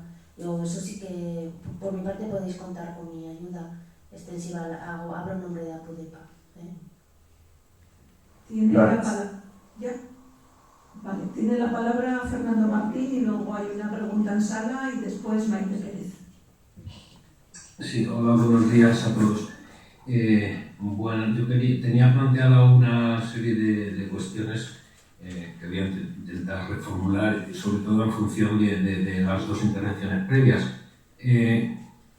Yo lo que sí que creo que nuestras leyes tienen muchísimas cuestiones por mejorar. Me voy a centrar solamente en tres que me parecen esenciales, sobre todo la tercera, que nos afecta como unión y como asociaciones desde el punto de vista de la toma en consideración de nuestras propuestas a la hora de incorporarlas a las leyes y más allá de la ley, es decir, a la gestión en todos los ámbitos de la política cultural y de conservación del patrimonio. Digo en todos los ámbitos, desde la definición de políticas hasta la gestión y la vigilancia, que es un tema que acaba de salir. Quería plantear solamente esas tres cuestiones. Una, siguiendo un poco el orden de exposición de Pilar. La primera es relativa a los niveles de protección. Se ha hablado de los diferentes niveles, BICS, bienes catalogados e inventariados, quería llamar la atención sobre estos últimos bienes, los catalogados y los inventariados, respecto a algunas cuestiones. Todos estos bienes en todas las comunidades autónomas están vinculados a los instrumentos de planificación urbana, es decir, a los planes generales, planes especiales, etc. A mí personalmente me parece un absoluto error esta vinculación por varias razones. Una, porque son competencias muchas veces de administraciones locales que no tienen capacidad, ni sensibilidad, ni conocimientos, ni recursos humanos para llevar a cabo estos catálogos. Eso por un lado. El ejemplo de la Comunidad de Madrid es paradigmático. La ley del 13, que acaba de ser sustituida, estableció un plazo máximo de 1 año a todos los municipios para elaborar estos catálogos. Estamos hablando de Madrid, que es una comunidad autónoma supuestamente rica. Bueno, pues han sido muy pocos los municipios que han podido hacer estos catálogos. Muchos de ellos, los más pequeños, porque sencillamente no tenían capacidad. Pero también me parece un error porque vincular a la planificación urbana, excluyendo, todos sabemos que hay detrás de las políticas de desarrollo urbano en los ayuntamientos, pues al final la praxis te dice que esto no garantiza en ningún caso ni la identificación, ni el tratamiento, ni la conservación.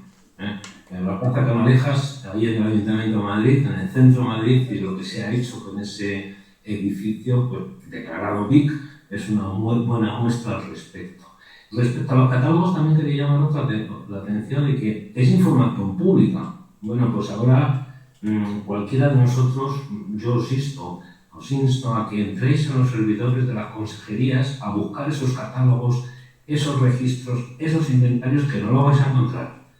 Y si los encontráis, van a ser catálogos muy incompletos, muy desiguales, donde la información que nosotros, por ejemplo, como asociaciones necesitamos para llevar a cabo multitud de nuestras acciones de reivindicación, etc., pues necesitamos una información pública que no está disponible.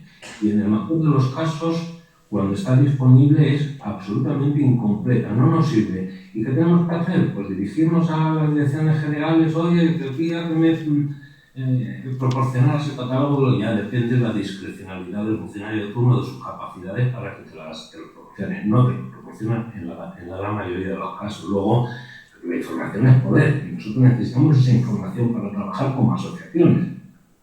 Perdona, en nuestro ámbito de trabajo. Bueno, pues esa es una reivindicación, un campo de trabajo claro, yo creo, de las asociaciones y de la Unión.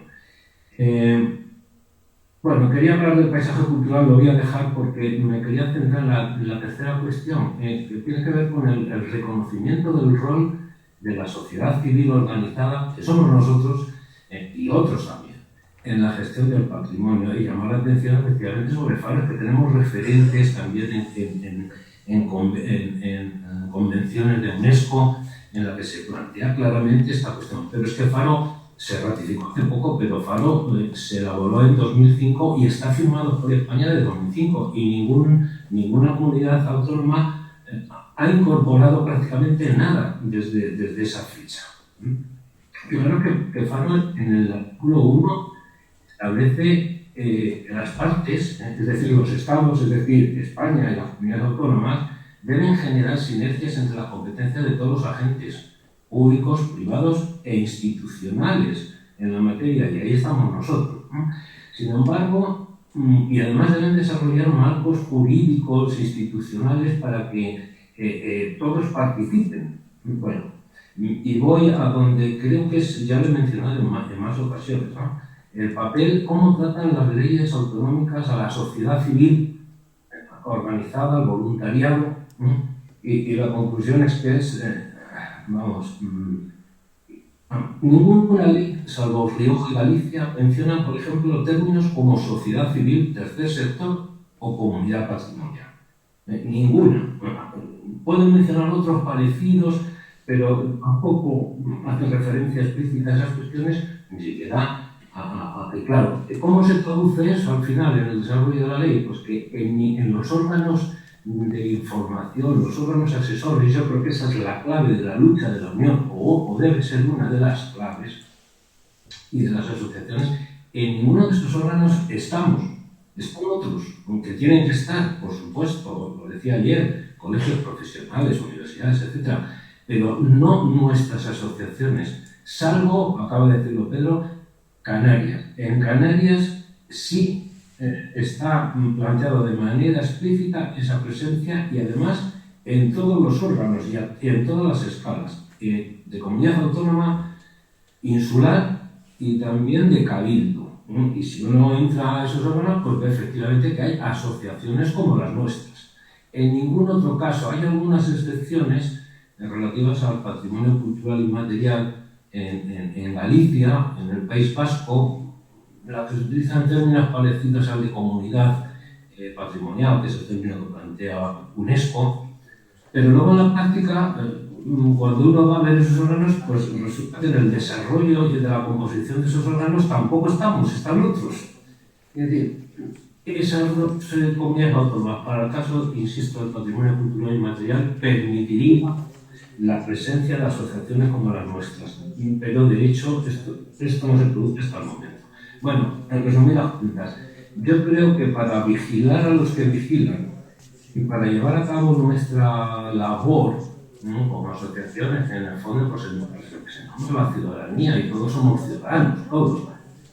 Pues nuestra gente de trabajo como asociaciones y como unión debe tener esa, cuando hablo de esa perspectiva política, hablo de esta cuestión, ¿no? Negociar, sentarnos a negociar con las administraciones públicas y empezando por la central, que está, va a volver a elaborar una nueva ley y en la anterior propuesta esto tampoco se recogía. Tenemos que estar presentes, eso se debe de explicitar en las leyes, en esos consejos regionales, juntas provinciales, cada comunidad autónoma, en la denominación que se utilice, y tenemos referentes, convenio del Faro, eso se ha tratado bastante bien por otra parte en el convenio del paisaje de Florencia, y comunidades autónomas como Andalucía, el País Vasco, Cataluña, el País Valenciano, pues ya lo están planteando, pero desde otra política sectorial, la de la ordenación del territorio, no desde la política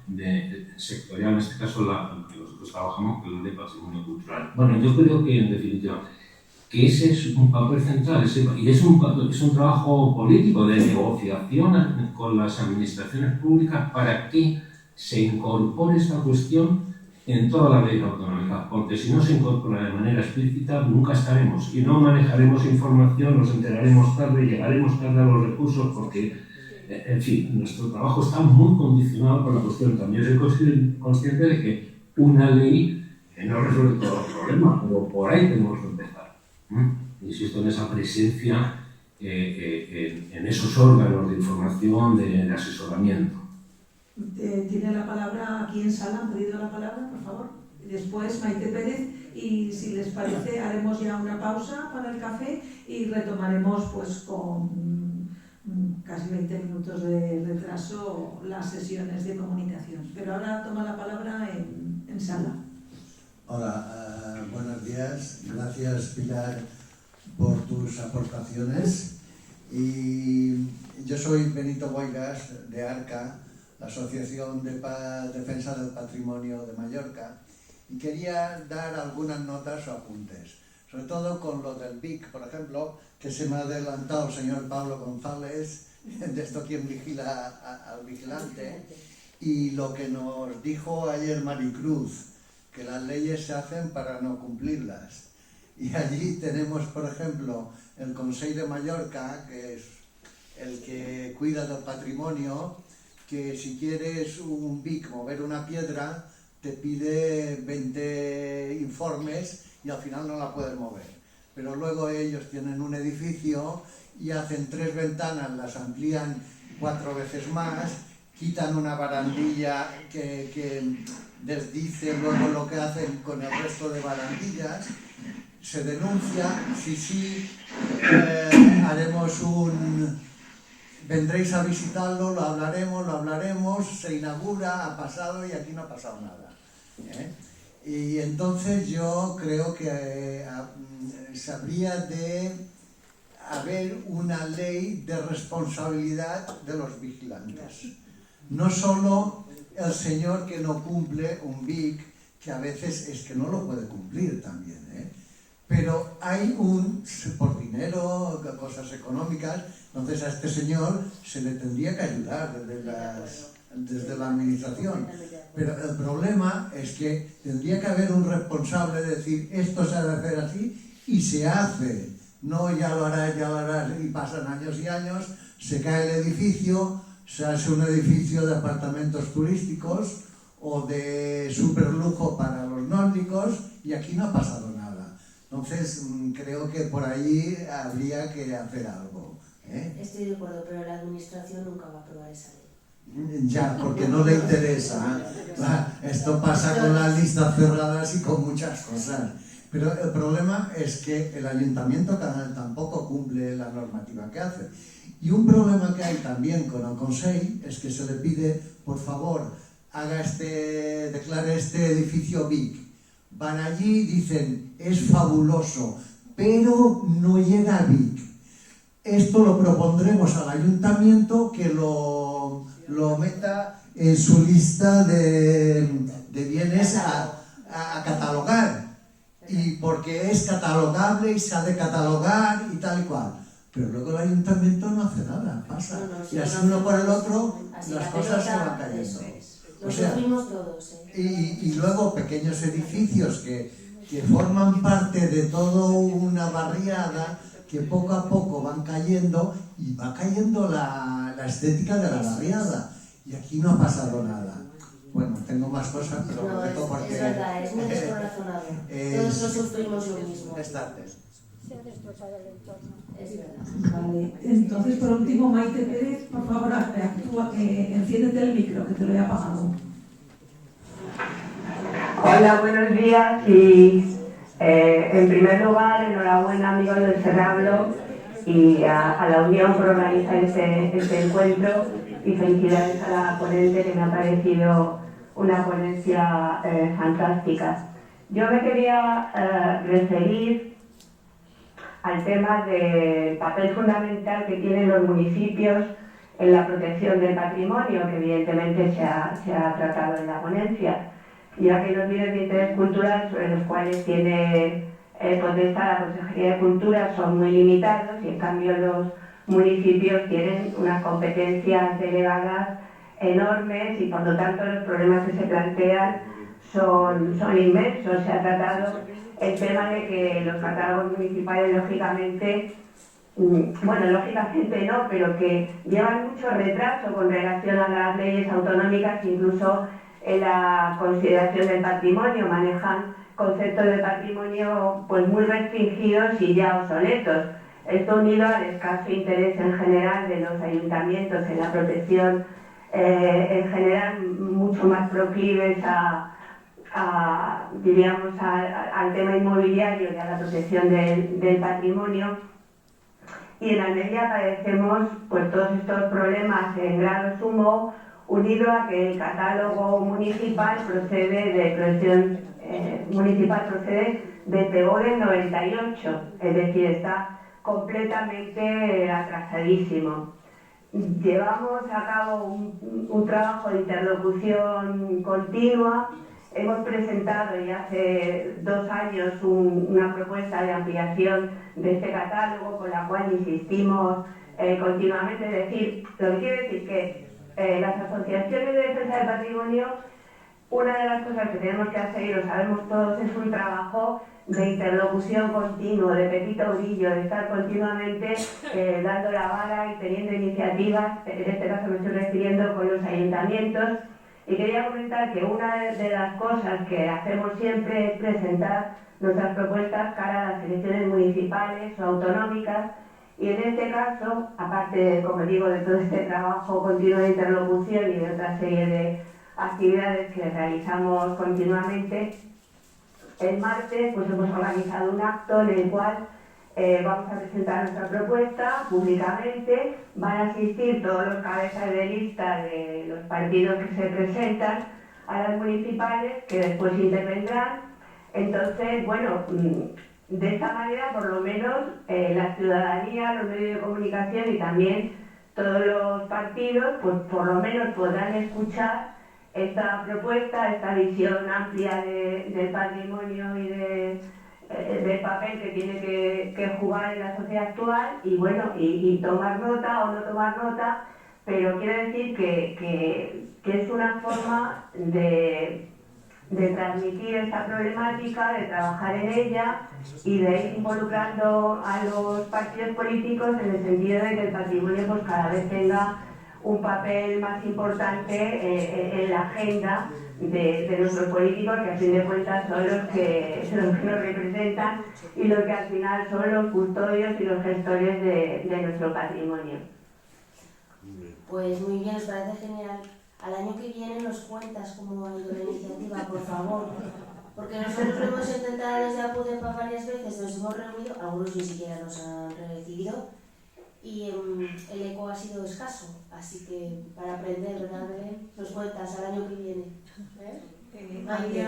Había levantado un momentín la mano Sergio Cebrián y ya cerramos con él. Por favor, Sergio. Sí, hola. Buenos días. Muy breve. Bueno, muchas gracias a amigos de Serrablo por vuestra organización y felicidades a Pilar específicamente porque me ha gustado mucho tu intervención, me parece muy completa y además con puntos de vista que yo comparto muchos de ellos al 100%, puntos de vista prácticos en muchos casos. Y quería apuntar una experiencia que, hablando de leyes autonómicas y de leyes estatales, que tuvimos ya hace 2 años antes de formalizar la unión, que fue al hilo del proyecto nonato de reforma de la ley de patrimonio. Presentamos alegaciones, es decir, establecimos una mecánica de trabajo y se presentaron alegaciones por las asociaciones que así lo decidieron. Luego esas alegaciones no fueron a ningún lado, como sabemos, porque no hubo nueva ley de patrimonio, pero puede ser el caso, tanto lo que se refiere a la estatal como a las autonómicas. Entonces, esto es un poco en el hilo, en el sentido que ha apuntado Pedro de Segovia, que es necesario trabajar conjuntamente, ¿no? Y para ello, pues simplemente es formalizar una mecánica de trabajo para que unas y otras asociaciones pues, nos enriquezcamos mutuamente. Y nada más, muchas gracias. Muy bien. Bueno, voy a cerrar, ¿verdad? Cerramos. Muchas gracias a los que estáis ahí escuchándonos. Creo que nos vamos a tomar un cafecito todos y estamos a la vuelta con las ponencias particulares. Muy bien. Un abrazo a todos.